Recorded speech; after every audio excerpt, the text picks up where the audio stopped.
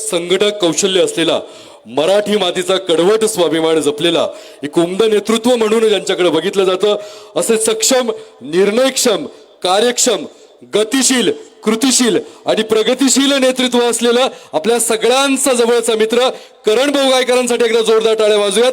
मी त्यांना विनंती करतो की आपण यावं आणि उपस्थितांशी संवाद साधावा. सन्माननीय करणजी गायकर. राजमाता, राष्ट्रमाता जिजाऊ, हिंदवी स्वराज्याचे संस्थापक राजाधिराज छत्रपती शिवाजी महाराज, धर्मवीर छत्रपती संभाजी महाराज, महात्मा ज्योतिबा फुले, आरक्षणाचे जनक राजश्री शाहू महाराज, भारतीय घटनेचे शिल्पकार महामानव डॉक्टर बाबासाहेब आंबेडकर, लोकशाहीर अण्णाभाऊ साठे, महाराणा प्रतापजी, अहिल्याबाई होळकर यांचं सगळ्याच थोर महापुरुषांना प्रथमतः अभिवादन करून आज लहुजी उस्ताद यांची जयंती आहे.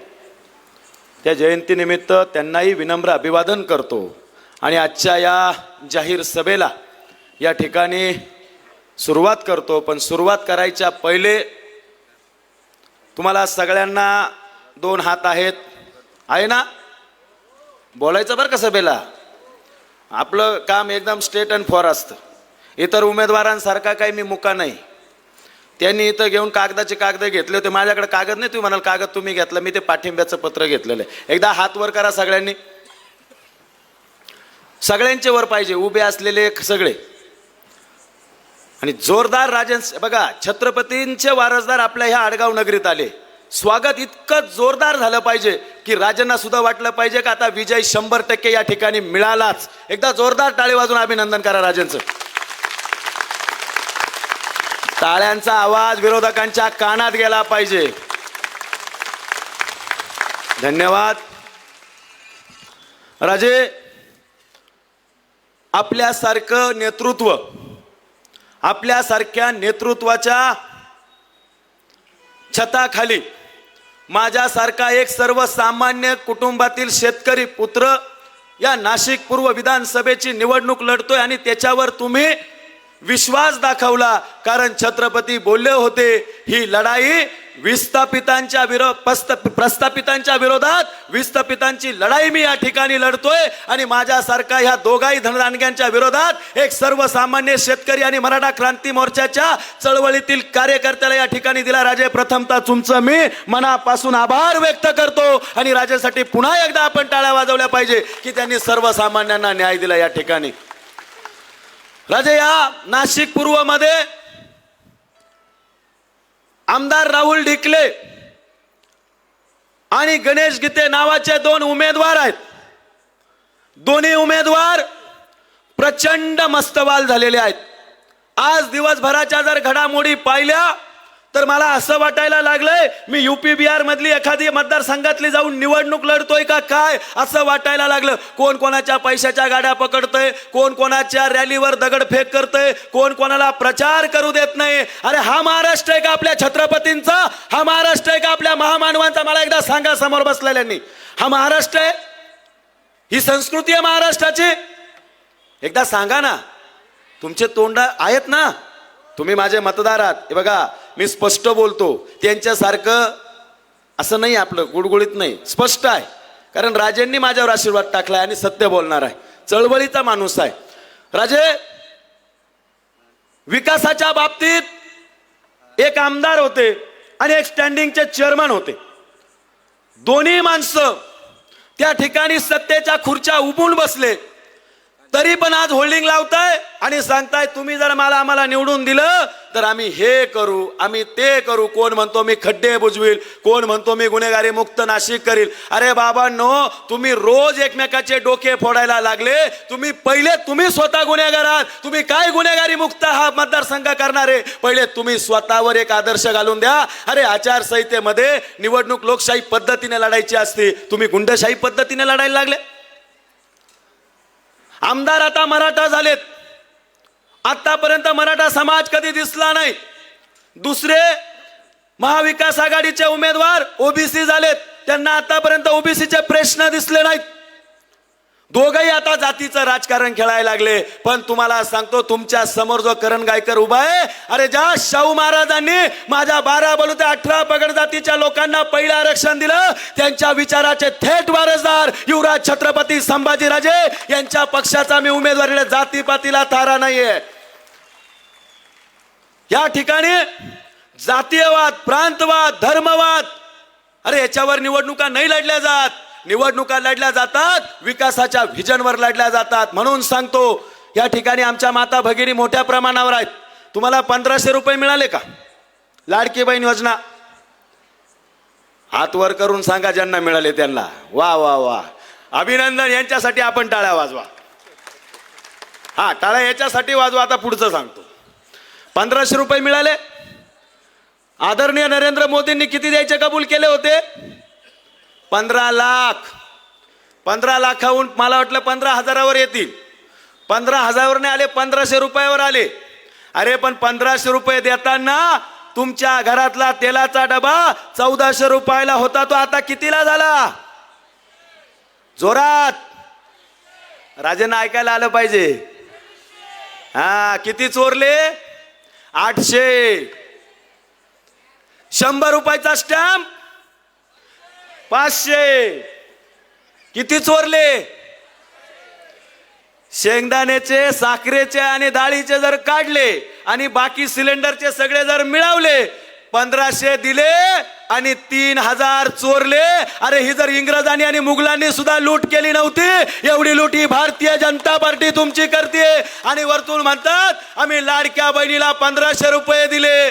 अरे लाज वाटली पाहिजे, थोडीशी लाज. जनाची नाही तर मनाची. राजे स्वारी, तुमची माफी मागून बोलतो. अरे काय चाललंय? आणि वरून म्हणतात लाडक्या बहिणी जर प्रचाराच्या सभेत दिसल्या नाही तर त्यांच्या खात्यावरचे पैसे परत घेऊ. तुमच्या काय बापाच्या अकाउंट मधून दिले का आम्हाला? अरे आमचाच टॅक्स घेतला, आमच्याच टॅक्स मधून दिले. अरे जो महाराष्ट्र, वैभवशाली महाराष्ट्र, छत्रपती शिवाजी महाराजांनी थोर महापुरुषांनी वैभवशाली महाराष्ट्राच्या परंपरा असलेल्या महाराष्ट्राला तुम्ही कर्जबाजारी केलं. गुंडागर्दीचा महाराष्ट्र म्हणून या महाराष्ट्राची ओळख निर्माण करण्यासाठी तुम्ही प्रयत्न करताय आणि तुम्ही सांगताय आम्हाला एकात्म्याचं दर्शन करताय. राजे, वाईट वाटतं. देशाच्या पंतप्रधानांना यावं लागतं यांना निवडून आणण्यासाठी. आणि देशाचे पंतप्रधान त्या ठिकाणी येऊन म्हणतात, मेरे भाई और बहनों,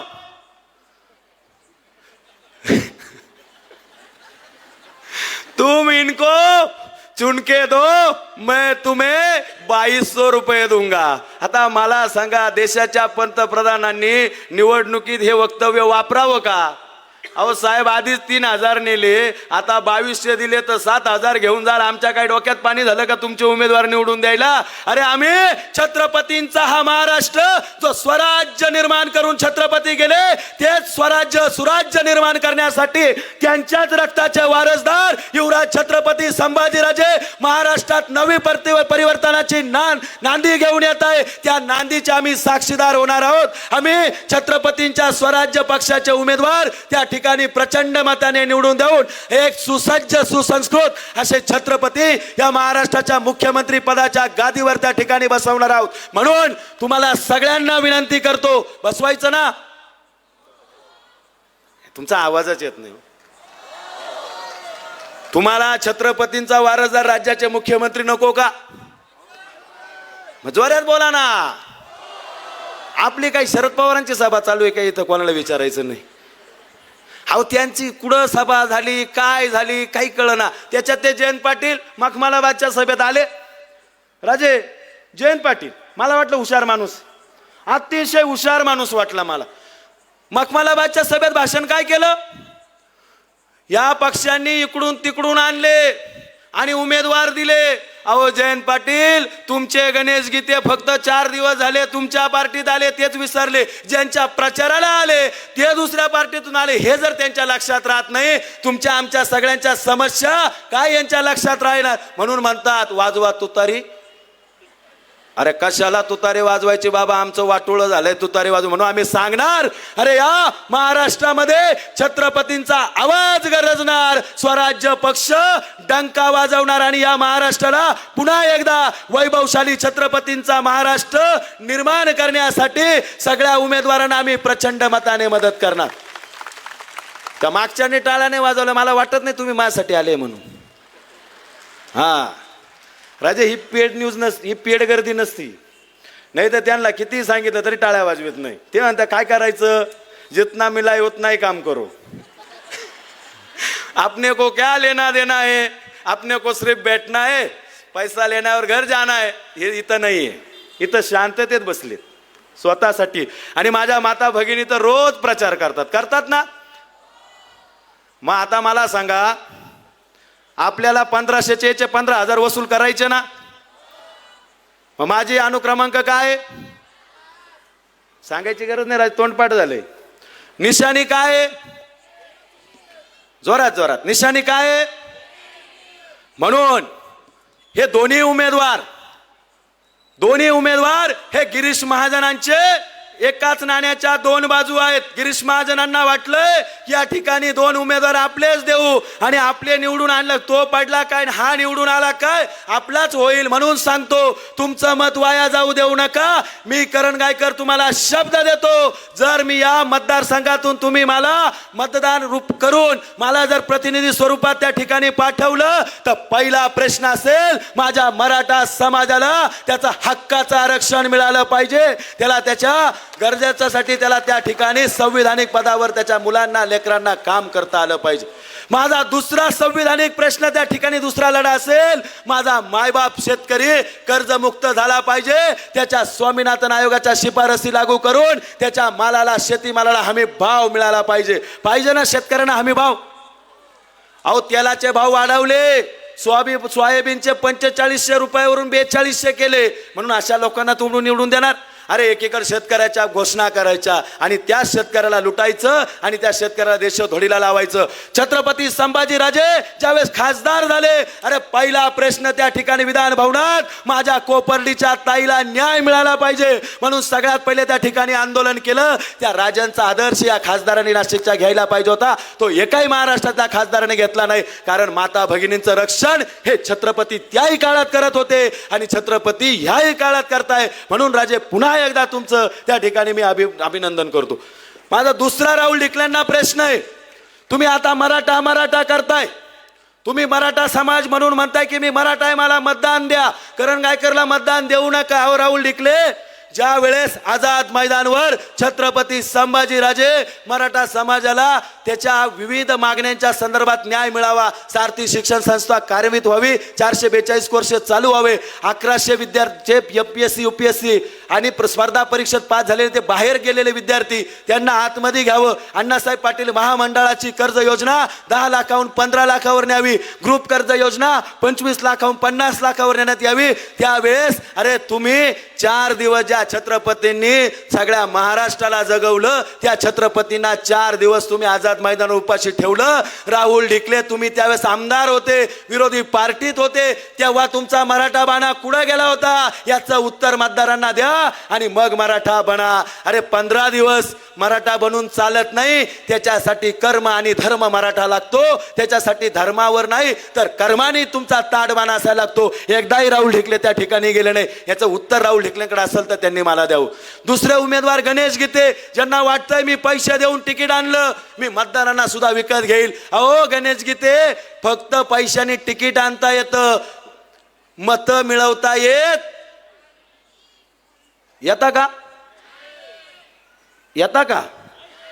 हा, म्हणून या दोन्ही उमेदवारांना या ठिकाणी आपण लक्षात ठेवून येत्या 20 तारखेला मी तुम्हाला छत्रपतींची शपथ घेऊन सांगतो, जर मी विधान भवनात पहिली पायरी चढलो, पुढच्या वेळेस राजे तुम्हाला माझ्या प्रचारासाठी यावं लागणार नाही. कारण छत्रपतींच्या विचाराचा हा मतदारसंघ मी विकसित करून दाखवेल. या मतदारसंघामध्ये ज्या राहुल ढिकलेंनी एकही उद्योग आणला नाही, एक शेतकऱ्यासाठी कृषी उत्पन्न बाजार समितीत डेव्हलपमेंट केली नाही, तीच डेव्हलपमेंट सगळ्यात पहिले या ठिकाणी 2 मोठे प्रोजेक्ट आणून माझ्या माता भगिनींना फुकटचे 1500 नको, तर हक्काचा रोजगार त्या ठिकाणी माझ्या तरुणांच्या हाताला हक्काचं काम त्या ठिकाणी देण्यासाठी हा माझा प्रयत्न असेल.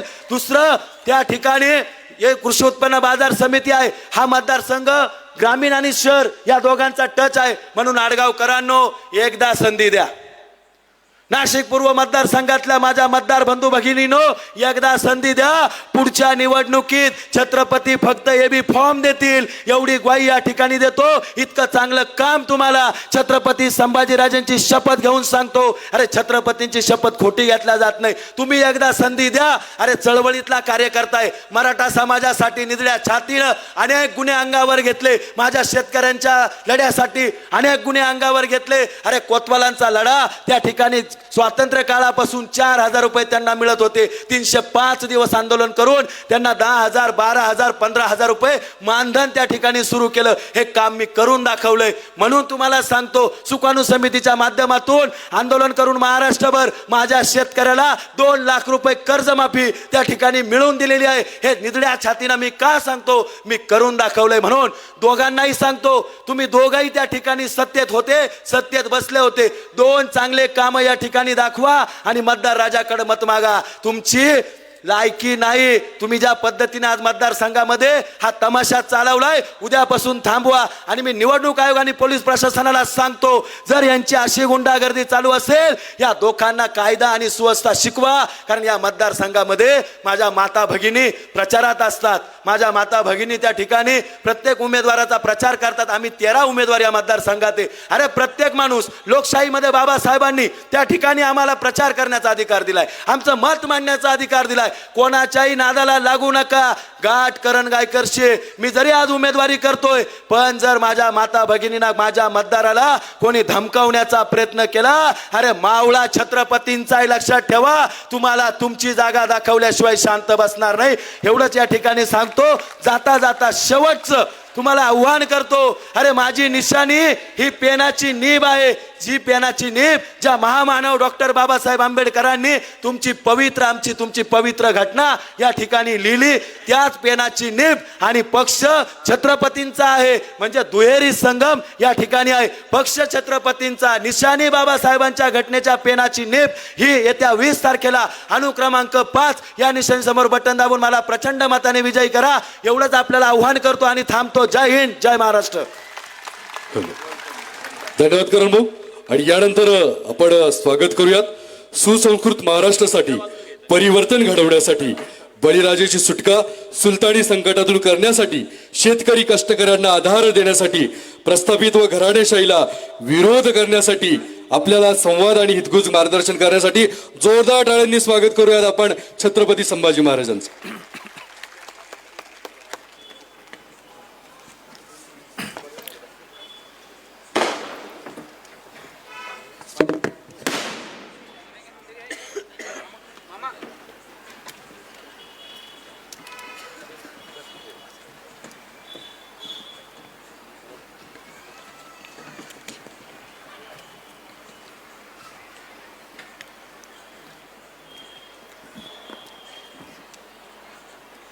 परिवर्तन महाशक्तीच्या वतीनं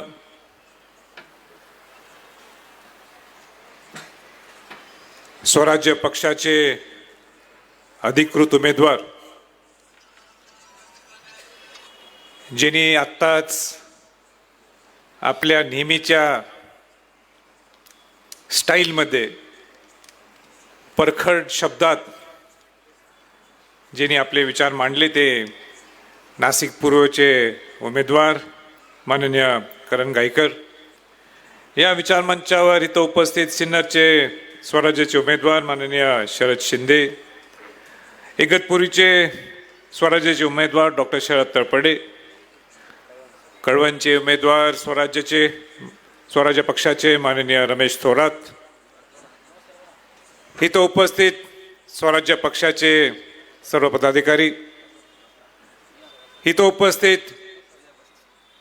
सन्मान्य विचारमंचावर सर्व सन्मान्य मंडळी, उपस्थित सर्व पत्रकार बंधूंनो आणि मोठ्या संख्येने इथल्या पंचकृषीतून आलेले सर्व ग्रामस्थ बंधू भगिनींनो,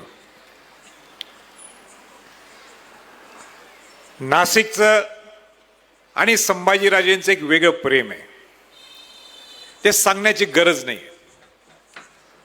कोल्हापूरच्या पाठोपाठ, कारण कोल्हापूर ही माझी कर्मभूमी आहे, कोल्हापूरच्या पाठोपाठ जर कुठल्या जिल्ह्याने मला सगळ्यात जास्त प्रेम केलं असेल, दिलं असेल महाराष्ट्रात, ते नाशिक आहे. आणि नाशिकमध्ये ग्रामीण भागात जर कुठल्या गावाने मला जर जास्त प्रेम दिलं असेल तर ते आडगाव आहे. आडगावच्या लोकांना मला परत एकदा सांगायचंय, आपण विसरून गेला असेल पण मी विसरलो नाहीये. राज्यसभेचा खासदार झाल्यानंतर पहिला माझा कार्यक्रम कुठं झाला असेल, पहिला माझा सत्कार आणि सन्मान जर कोणी केला असेल तर ते कोल्हापुरात नाही किंवा कुठं दुसरीकडे महाराष्ट्रात नाही तर ते आडगाव मध्ये झाला आणि याच ठिकाणी झाला. आणि म्हणून माझ्यासाठी ते अनेक जुन्या आठवणी ते हे सगळे अविस्मरणीय माझे प्रसंग आहेत. मी माझ्या जीवनात जर ज्यावेळी पुस्तक लिहिलं जाईल त्या आडगावचं नाव हे निश्चित तिथं कोरलेलं असणार आहे. पण आज आडगावला येताना एक वेगळ्या कारणास्तव मी आलेलो आहे. पूर्वी अनेक सामाजिक कार्यक्रम, शिवजयंतीचा कार्यक्रम असेल, राज्यसभेचा खासदार झाल्यानंतर माझा सत्कार सन्मानासाठी मी इथं आलो असेल, पण आज मी तुमच्याकडे कधी मागण्यासाठी आलोय. स्वराज्य पक्षाच्या माध्यमातून महाराष्ट्र घडवण्यासाठी, एक सुसंस्कृत महाराष्ट्र घडवण्यासाठी मी आज तुमच्या पुढे आलोय. आजपर्यंत मी तुमच्याकडे केव्हा काय मागितलं नाहीये, पण आज काहीतरी मागणी करण्यासाठी आज मी तुमच्याकडे आलोय, विनंती करण्यासाठी आलोय. अनेक लोकांना आश्चर्य वाटते की परिवर्तन महाशक्ती हा शब्द कोणी ऐकला नव्हता आणि एकदमच या महिन्यात परिवर्तन महाशक्ती एकदमच त्याचा उगम झाला. स्वराज्य पक्ष सुद्धा पूर्वी स्वराज्य संघटना होती, स्वराज्य संघटना ही स्वराज्य पक्ष झाली या 4 महिन्यात. ही एकदमच का, या घडामोडी एकदम का घडल्या, ह्याच्या मागे उद्दिष्ट काय? अनेक लोक तर्क वितर्क काढत असेल, मला त्याच्यात काही बोलायचं नाहीये. पण हो, स्वराज्य पक्षाची स्थापना एका उद्दिष्ट कारणासाठी झालेली आहे. या 75 वर्षात महाराष्ट्राने इतकं गलिच्छ राजकारण केव्हा पाहिलं नाही, कधीही पाहिलं नाही. महाराष्ट्राने इतकं घाणेरड्या पद्धतीचं राजकारण, खालच्या पातीचं राजकारण महाराष्ट्राने एकदाही असं या 75 वर्षात इतक्या खालच्या टप्प्याचं राजकारण, पट्टीचं राजकारण पाहिलं नाही.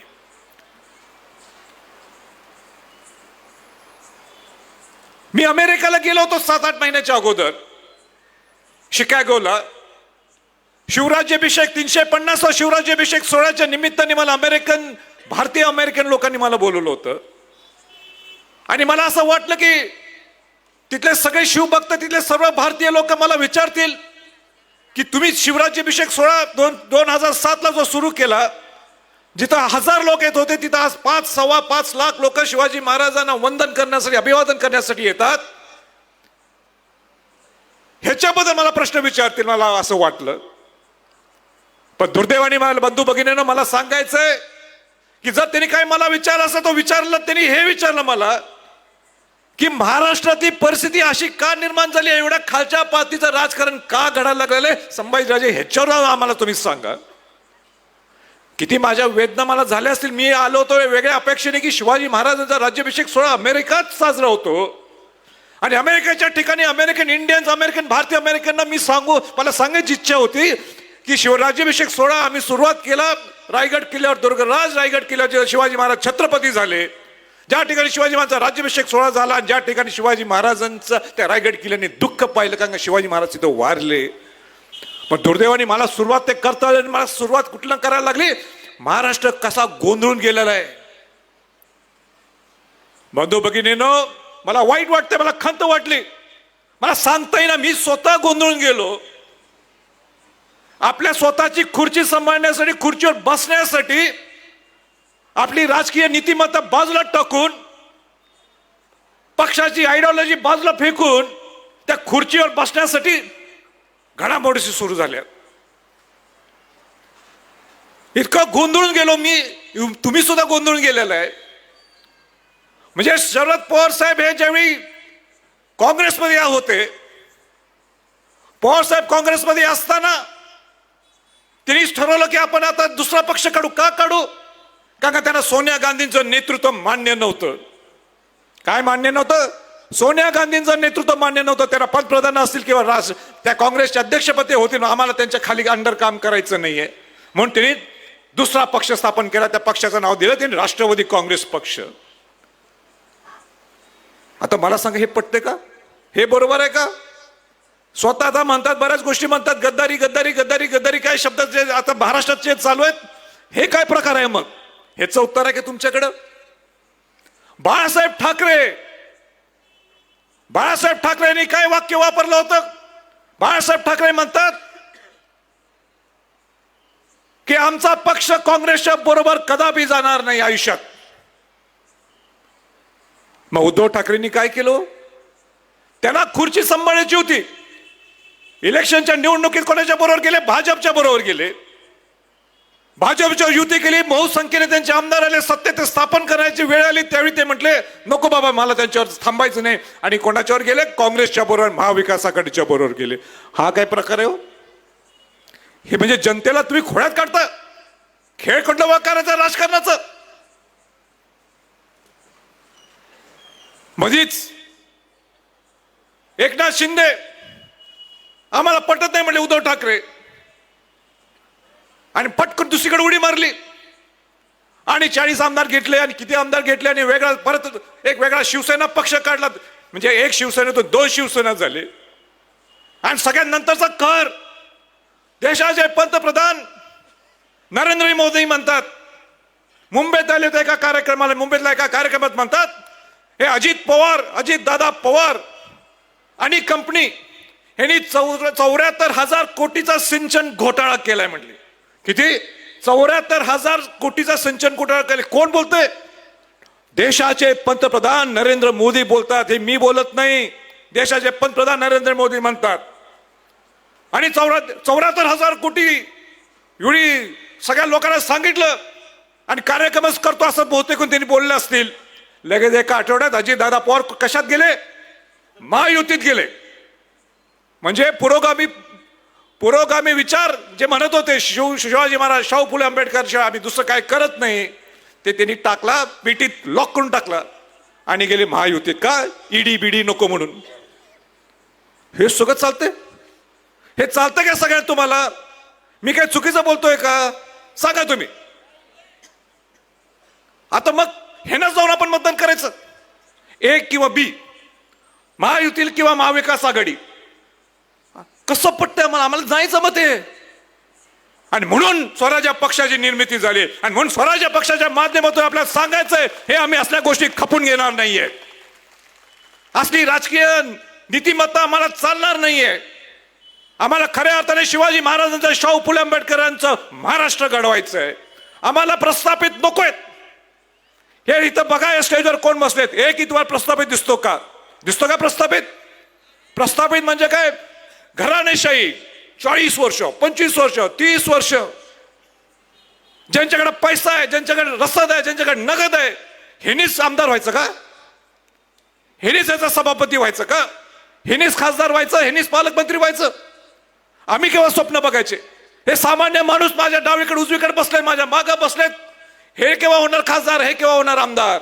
हे केव्हा होणार पालकमंत्री? हे केव्हा होणार मंत्री? हे केव्हा होणार मुख्यमंत्री? ह्याच्यासाठी आपल्याला लोकशाही निर्माण केली आहे की ज्यांच्याकडे नुसता पैसा तिनेच व्हायचं?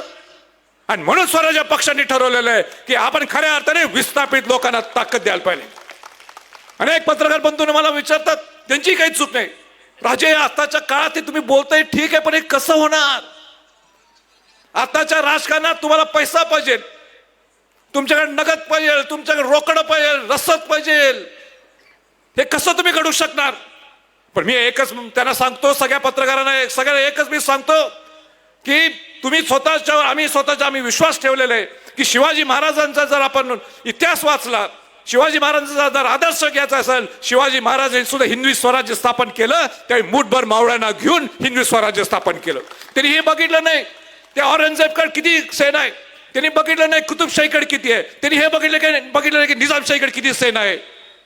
त्यांनी एकच बघितलं, अन्यायाच्या विरोधात न्यायाची भूमिका नेहमी घ्यायची, अन्यायाच्या विरोधात न्यायाची भूमिका घ्यायची. आणि आपल्यावर अन्याय व्हायला लागलेला आहे. आपल्या हिंदवी स्वराज्य आपलं स्थापन करणं गरजेचं आहे. जिजाऊंची संकल्पना होती, शहाजी राजेंची संकल्पना होती, आणि म्हणून शिवाजी महाराज हिंदवी स्वराज्य स्थापन केलं. इथे शिवाजी महाराजांच्या नावाने राजकारण करतात. आम्ही शिवाजी महाराजांच्या खऱ्या अर्थाने प्रामाणिकपणा त्यांचा जर काय घ्यायचं असेल, त्यांचा उद्दिष्ट घ्यायचं असेल, तर आपण सुद्धा मूठभर मावळे घेऊन एकत्र येऊन एक खऱ्या अर्थाने शिवाजी महाराजांचं आपल्याला स्वराज्य निर्माण करायचं आहे. आणि म्हणून या स्वराज्य पक्षाची निर्मिती झालेली. पटलं की नाही पटलं सांगा तुम्ही मला. आता मोठ्या मोठ्या गप्पा एवढ्या मोठ्या मोठ्या गप्पा सगळ्यात चालू आहेत. हेवे देवे नुसते एकमेकाचे. कोण विकासावरच बोलत नाही, कोण विजन बॉन्ड प्रोग्रामवरच बोलत नाही. म्हणजे ह्याच्याबद्दल खालच्या पडतेच सकाळी बोलतात. कोणत्या एका पक्षाला सकाळी 9 वाजता सुरू करतो बोलायला, कोण संध्याकाळी रात्री 9 वाजता संपवतो. म्हणजे अशाच गोष्टी चालू आहेत ज्याच्यातून विकासावर कोणीही बोलत नाही. लाडकी बहीण योजना अगं सगळ्या महिला भगिनीने हात वर केला, आवडलं, चांगली गोष्ट आहे. 1500 रुपये काय 2000 रुपये तुमच्या अकाउंटवर आलेत, चांगली बाब आहे. करण गायकांनी सविस्तर पद्धतीने तो विषय घेतला. पण हे सगळं घेत असताना त्यांचं कौतुक होत असताना मला सुद्धा बरं वाटलं, बाबा आपल्या माता भगिनींच्या खात्यावर 15 लाख रुपये आले नाहीत, पण 1500 रुपये काय 2000 रुपये तर आले, चांगली गोष्ट आहे, कौतुक आहे तुमचं. पण माझा प्रश्न आहे सरकारला, हे तुम्ही असं दाखवता की तुम्ही उपकार करता या माता भगिनींच्यावर. हे चुकीचं आहे, हे चुकीचं आहे. पैसा कोणाचा आहे? पैसा तुमचा आहे. तुमच्यावर उपकार करून चालत नाही, तुम्ही त्या सरकारवर उपकार करताय. कशा पद्धतीने तुम्हाला माहिती आहे पैसे कुठंच गोळवतात? 94,000 कोटी वर्षाला, 5 लाख बजेट आहे, त्यातलं 94,000 कोटी रुपये यात देणार. किती वर्ष देणार, किती महिने देणार आहेत, काय बंद झाला तर मला माहित नाही. तुम्हाला जीएसटी किती जणांना माहिती आहे? सांग, हात वर करा. जीएसटी किती जणांना माहित आहे? अरे बापरे, माणसांच्या पुरुषांच्या पेक्षा माता भगिनींना जास्त माहित आहे. जीएसटी म्हणजे काय? जीवनावश्यक वस्तू सुद्धा तुम्ही ज्या काय घेतात त्याच्यावर कर लावला जातो. मग अशी करण गायकांनी चांगल्या पण सांगितलं, तेलाचं किती रुपये झाले, गॅस सिलेंडरचे किती झाले. तुम्ही ज्या साड्या घालता त्याला सुद्धा कर आहे. तुम्ही सकाळी टूथपेस्ट घ्यायला गेला, टूथब्रश दुकानात घ्यायला गेला, त्याला कर आहे. तुम्हाला कळत नाही, बिलाखाली जीएसटी लिहिलंय. तुम्ही जेवायला बाहेर गेला, तुमची इच्छा झाली आमच्या आज घरच्यांना हॉटेलला जेवायला घेऊ, खाली जीएसटी लागलेलाच आहे. एवढ्या डबल जीएसटी आहे त्याला. एवढ्या कोट्यावधी रुपये मिळवतात जे तुम्हाला कळतच नाही. शेतकरी आपला केंद्रबिंदू आहे. खतांच्यावर तुम्हाला माहिती आहे किती टक्के जीएसटी घेतात? 18% जीएसटी घेतात. ठराविक ठिकाणी 12% जीएसटी घेतात. आज ट्रॅक्टर घ्यायचा असेल तर परत बघ किती 12% जीएसटी आहे. म्हणजे सगळ्या बाबतीत काही जीवनावश्यक वस्तूंमध्ये एक गोष्ट सोडली नाही. आणि त्याचा फायदा कोणाला आहे? अंबानी, अदानी, मोठे मोठे उद्योगपती, त्यांना फायदा आहे त्या जीएसटीचा. या सामान्य माणसाला जीएसटीचा काही फायदा नाही. पण आपण काही खुश होतो?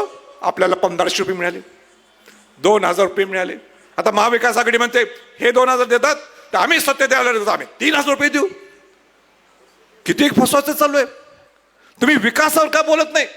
तुम्ही का सांगत नाही आपलं महाराष्ट्र 2029ला आम्हाला हा महाराष्ट्र असा घडवायचा आहे, 2034ला आम्हाला महाराष्ट्र ह्या पलीकडे न्यायचे. आज बाकीचे राज्य बघा, बाकीचे राज्य आपल्यापेक्षाही पुढे जायला लागलेले आहेत. आणि आपण नुसता गप्पा टप्पा करायला लागलोय. इथून नुसतं म्हणायचं शिवाजी महाराज की जय, शाहू महाराज की जय, महात्मा फुले की जय, डॉक्टर बाबासाहेब आंबेडकरची जय. काय तुमचा विजन बॉन्ड प्रोग्राम आहे? सहकारची पंढरी असं संबोधलं जातं महाराष्ट्र. सहकार बुडीत चाललेलं आहे. सगळे साखर कारखाने, सूत गिरण्या या सगळ्या बंद पडायला लागलेल्या आहेत. बहुतांश साखर कारखाने सगळे बंद पडलेले आहेत. सहकार कारखाने सगळे खाल्लेत या बोक्यानी. कुणी खाल्लेत? या सगळ्या बोक्यानी खाल्लेत. पण विकत कुणी घेतलेत? कोणी विकत घेतले ते? याच राजकीय टग्यांनी घेतलेत. म्हणजे बोक्यांनी खाल्लेत आणि राजकीय टग्यांनीच, ह्याच राजकीय टगे, म्हणजे बोका आणि राजकीय टगा एकच आहे. ह्या राजकीय टग्यांनी हे विकत घेतलेत आणि आपण लोक अरे बापरे आपलं सहकार बुडलं. शेतकऱ्यांच्या प्रश्नावर कोण बोलते हो? आता जाहीरनामा, संकल्प पत्र काढलंय. काय भाजपने संकल्प पत्र. त्या संकल्प पत्र काय म्हणते? संकल्प पत्र मध्ये आम्ही कर्ज माफी करू, आम्ही हमी भाव चांगला देऊ. मग एवढे दिवस तुम्ही झोपला होता का? आता तुम्ही जाहीरनामा, म्हणजे जाहीरनामा काढणं सुद्धा गंडीव फशीव.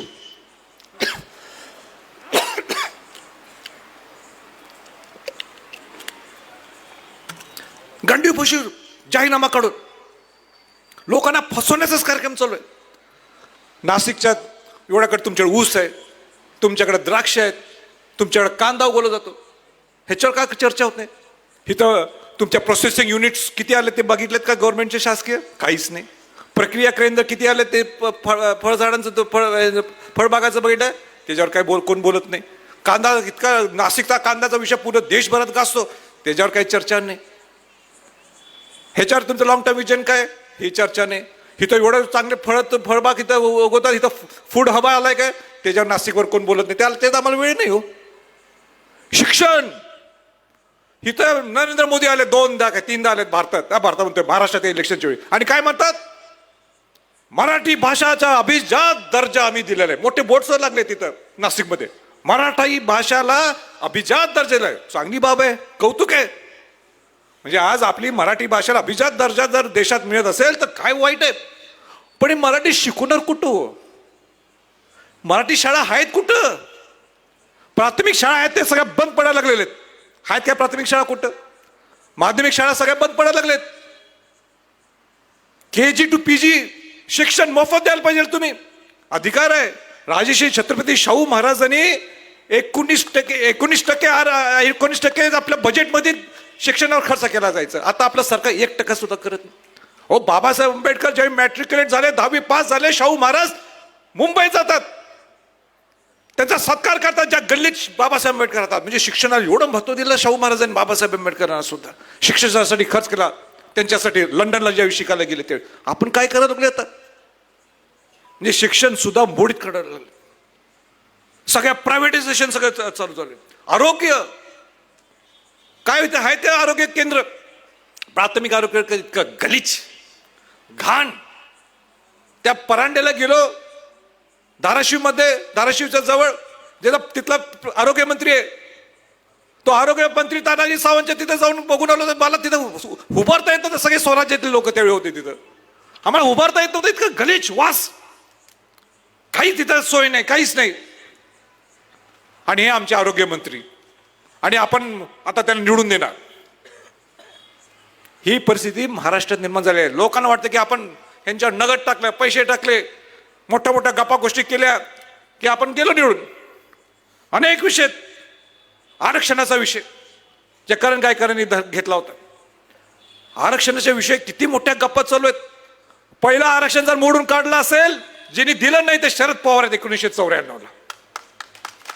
त्यांच्या हातात होतं. ओबीसी मध्ये मराठा समाजाच्या 16% मध्ये घालायचं, त्यावेळी तरी घातलं नाही. आज सुद्धा एसीबीसीचं आरक्षण दिलेलं आहे. ते एसीबीसीचं आरक्षण टिकणार का? का 2दा तेच आरक्षण उडालेलं आहे. मग अनेक लोक मला विचारतात तुमची भूमिका काय? मनोज जरांगे पाटलांनी जी भूमिका घेतलेली आहे हे कौतुकाची आहे. पण मनोज जरांगे पाटलांनी हेही मी सांगितलं की तुम्ही तुमचे उमेदवार उभे करा. तुम्हाला जर स्वराज्य पक्षात तुम्हाला उमेदवार द्यायचे नसतील किंवा तुम्हाला आमच्या बरोबर युती करायची नसेल तरी चालेल. मी मनोज जरांगे पाटलांना सांगितलं तुम्ही प्रामाणिक कार्यकर्ता आहे, मराठा समाजाला आरक्षण मिळवण्यासाठी तुमची धडपड आहे, पण तुम्ही उमेदवार उभे करा. आज तो त्यांनी निर्णय घेतला, त्यांनी समाज हिताचा निर्णय घेतला असेल, त्यांचे कॅल्क्युलेशन्स वेगळे असतील, आणि तो प्रामाणिक कार्यकर्ता असल्यामुळे मी त्यांना सन्मान करतो. पण आज कुठला पर्याय मग? कोणाला हा मराठा समाज जाऊन मतदान करणार? परत ते महाविकास आघाडीला असं तर्क निघाला होता की लोकसभेत जाऊन महाविकास आघाडीला जाऊन मतदान केलं मराठा समाज, असं तर्क आहे. बरं आपण धरू तर्क खरा येतो, तर मग ह्या 6 महिन्यात या महाविकास आघाडीच्या खासदारांनी का विषय मांडला नाही या लोकसभेत, हा माझा प्रश्न आहे. का ना त्या मनोज जरांगे पाटलाची भूमिका मांडली नाहीये, हा माझा प्रश्न आहे. आणि नुसतं जाऊन त्यांना नमस्कार करायचा तिथे जाऊन अंतरवालीला, नुसतं नमस्कार करून त्यांना भेटून काय तुम्हाला काय दाखवायचं लोकांना? ह्याच्यासाठी एकच पर्याय, जे स्वराज्य पक्ष हे जाहीरपणाने भूमिका घ्यायला तयार आहे. स्वराज्य पक्ष या मायक्रो ओबीसीची सुद्धा भूमिका घ्यायला तयार आहे. आता मायक्रो ओबीसीची खतखत आहे माझ्याकडे. मायक्रो ओबीसी लोक मला म्हणतात की राजा हे 2 मोठे ओबीसी जाती आहेत, तेच नुसतं आमचं सगळं खातं, आम्हाला काही मिळत नाही. आणि म्हणून त्यांची सुद्धा भूमिका हे स्वराज्य पक्ष घेणार. आणि सगळ्या गोष्टी होऊ शकतात, सगळ्या बहुजन समाजाला सगळ्या लोकांना न्याय मिळू शकतो. जात नाही असेल, जात गणना असेल, जनगणना असेल, हे सगळ्या गोष्टी आहेत. त्याने एक पॅरामीटर ते आज मी आज खोल मी जात नाही, पण मला हे मुद्दाम आपल्याला सांगायचं होतं. एकच आणि महत्वाचा विषय, तुमचा नाशिक इतका सुंदर प्रदेश आहे, हाय की नाही? प्रांत हाय की नाही? नाशिक इतका सुंदर प्रांत आहे. कोल्हापूर जिल्ह्याला जर कुठली तुलना होणार असेल तर नाशिक जिल्हा तुलना करू शकतो या पर्यटनाच्या बाबतीत. पण काय केलं ना आपण नाशिकला? काय इथं पर्यटनाच्या बाबतीत काय करतोय? इथं तीर्थक्षेत्र सुद्धा आपण जाहीर करू शकत नाही. इथं तुमचे गड कोट किल्ले, ज्या शिवाजी महाराजांचे 350 किल्ले आहेत, आज ह्या पुढाऱ्यांना वेळ नाही. शिवाजी महाराजांचं नाव घेतात, ते आपले जीवन स्मारक आहेत गडकोट किल्ले, हे नाही, जराही वेळ नाहीये. एक रायगड, एक शिवनेरी किल्ला, आणि त्या रायगड किल्ला सुद्धा जे शिवाजी महाराजांची राजधानी होती त्याच्या मी मागं लागलो, आणि मग मी अध्यक्षपद स्वीकारलं. आणि त्या रायगड किल्ल्याचं संवर्धन झालं 75 वर्षात पहिल्यांदा झालं किंवा सुरू आहे. या 2 किल्ले सोडून 350 किल्ले आहेत की आपले, 350 किल्ले, त्याचं संवर्धन जतन आजही झालेलं नाहीये. आजही बंधूनो हे झालेलं नाहीये. तुमच्या नाशिकमध्ये 40 अधिक किल्ले, सगळ्यात जास्त किल्ले जर जास्त असतील तर ते नाशिकमध्ये आहेत. कुठल्या गडकोट किल्ल्यांचं यांनी संवर्धन जतन काय नाही आपण निवडून देतो? मला त्रास होतोय का? मनापासून त्रास होतोय का देता तुम्ही ह्या लोकांना निवडून? पण आता तुम्हाला पर्याय मिळालाय, आणि तो पर्याय खऱ्या अर्थाने विस्थापितांना ताकद देण्यासाठी. या विस्थापित लोकांनी व्हायचं नाही की आमदार?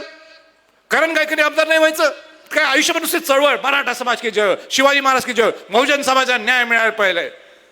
नुसते इथं फोटो सगळ्या मोठ्या महापुरुषांचे, बहुजन समाजातल्या सगळ्या महापुरुषांचे फोटो लावायचे आणि त्यांना नमस्कार करायचं, एवढंच आम्ही करायचं का? ह्यांचा विचार खऱ्या अर्थाने विधान भवनात न्यायचा नाही का? न्यायला पाहिजे की नाही न्यायला पाहिजे सांगा? गरीब माणूस, सामान्य माणूस हा विधान भवन मध्ये जायला पाहिजे की नाही जायला पाहिजे? काय तुम्हाला हाच माणूस पाहिलाय? आज नाही मला तिकीट मिळालं नाही म्हणून दुसऱ्या पक्षात लगेच उडी मारायची 4 दिवसात. आयुष्यभर त्या पक्षाच्या बद्दल वाईट बोललेत, पण आता आम्हाला राष्ट्रवादी प्रिय झाला म्हणून तिकडे उडी मारू. उद्या अजित पवार नाही पटलं काकांचं म्हणून ते तिकडे उडी मारली. ईडी मागं लागली म्हणून उडी मारली. उद्या परत दोघं एकत्र येऊ शकतात नाही येऊ शकत. काँग्रेस चालले आपला खेळ, चालू दे म्हणणार, बघत बसू आपण. आणि सगळा मजा कोण खेळायला लागलाय? हे सगळं हे बीजेपी करायला लागले. म्हणजे जे लोक बीजेपीला शिव्या देत होते आज त्यांच्याकडे गेले. आता इथं लक्षात आलं हे सगळ्या सहकारातले प्रमुख नाही त्यांना की इथं जरा गडबड आहे, इथं गडबड आहे, मग आपण दुसरीकडे लगेच उड्या मारू. काय चाललंय महाराष्ट्रात? मी तर इथं नाशिकला एवढं गोंधळून गेलो या एका दिवसात. कोण कुठनं उड्या मारलेत मला समजेना. हा डिक्ले कुठं होता आणि कुठे गेलाय, तो गीते कुठं होता आणि कुठे गेलाय, अशी अनेक लाईन लागलेली आहे. त्या कळवणचा आमचा आमदारच म्हणू आपण, त्या कळवणला सुद्धा कुठनं होतं 5 वर्ष एका पक्षात काँग्रेसमध्येच, आणि लगेच इगतपुरी लगेच दुसऱ्या पक्षात उडी मारली. काय चाललंय हे नाशिक बघायला लागलेत सगळे. तुम्ही घेणार आहे का नाही निर्णय घेणार आहे काय? नाही आवाजच नाही. म्हणजे तुम्हाला पटलंय त्यांचं सगळ्यांचं. निर्णय घेणार आहे काय नाही? कुठं मतदान करणार? स्वराज्यांना म्हणायचं नाही, पेनाचं निप. कुठलं चिन्ह आहे स्वराज्य पक्षाचं? आवाज आल्याशिवाय मी असं रात्रभर बोलत बसणार. कुठलं चिन्ह आहे? कुठलं चिन्ह आहे? कुठलं चिन्ह आहे? आता कोणाचा आवाज जास्त आहे बघूया, पुरुषांचा काय महिलांचा? कोणाचं नाही, स्वराज्य पक्षाचं चिन्ह कुठलं आहे? पुरुषांनी. महिला भगिनी सांगायचं स्वराज्य पक्षाचं चिन्ह कुठलं आहे? अहो महिला जास्त संख्येने आहेत भारतात आणि महाराष्ट्रात. कुठलं चिन्ह आहे स्वराज्य पक्षाचं? हा, आता तुमचा आवाज त्यांच्यापेक्षा जास्त आहे आणि नेहमीच पाहिजे. आणि म्हणून सगळ्यांना मी उशीर फार झाला, मला आणि 1-2 ठिकाणी जायचंय. आपण मोठ्या संख्येने इथं आलात. करण गायकरांनी फार मोठा पुढाकार घेतला, सगळ्यांना बोलवलं, सगळ्यांना निमंत्रित केलं. मला सुद्धा माझ्यासाठी सुद्धा आनंदाचा क्षण आहे. कारण का आडगावला मी 6व्यांदा आलो. आपण इथं आलात याबद्दल मी सगळ्यांचं आभार व्यक्त करतो. आणि असंच प्रेम छत्रपती घराण्यावर ठेवा, असंच प्रेम स्वराज्य पक्षावर ठेवा. एवढंच बोलतो आणि थांबतो. जय हिंद, जय महाराष्ट्र, जय स्वराज्य.